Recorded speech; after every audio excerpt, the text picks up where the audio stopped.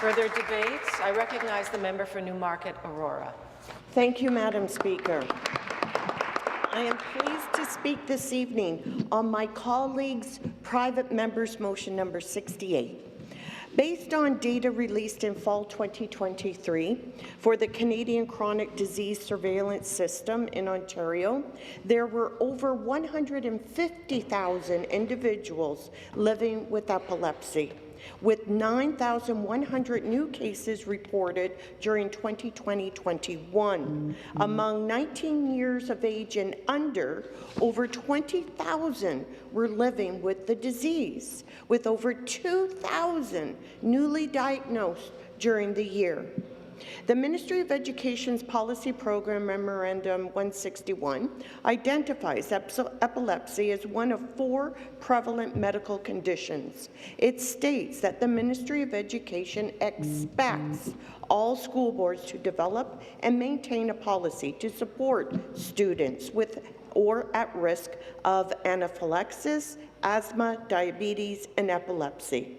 And my colleague has previously mentioned about the 2 of the 4 identified medical conditions that have laws that support the administration of the life-saving medication.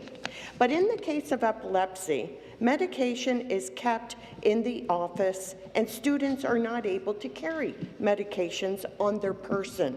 If a student were to have a seizure, they would need to wait for an administrator to come and administrate the medication. If there is no one available to provide medication, irreversible damage or even death could occur. There is no risk of overdose with standard epilepsy medication. It is a small, dissolvable pill inserted on the inside of the cheek. 1 in 100 people live with epilepsy, and to ensure students are safe at school, all school board employees should be trained on emergency administration of medication to students experiencing an epileptic seizure. We heard from a member of Burlington about the case concerning Emma Greco.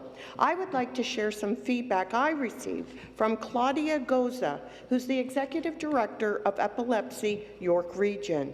At the time when I reached out to Ms. Goza regarding this motion, she noted, and I quote, "It is quite remarkable how the timing of things fall into place. I received your email yesterday on my way home from a high school in Aurora, where I had the opportunity to provide needed education to staff on seizure safety and the administration of emergency medication. This came after a student had a seizure 3 weeks ago, and the response from staff regarding administering the emergency medication was met with much confusion and hesitation."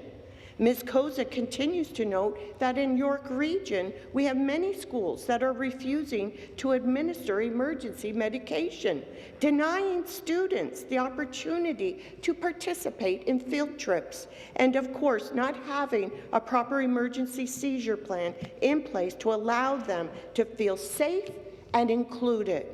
Allowing for a mandatory education in school will provide an immense sense of uniformity." End quote. Speaker, I know that I am very proud to support this motion 68, and from what I hear, the members of the opposition will be supporting it, so that's wonderful news, and I'd like to thank the member from Burlington for bringing this motion forward. Thank you.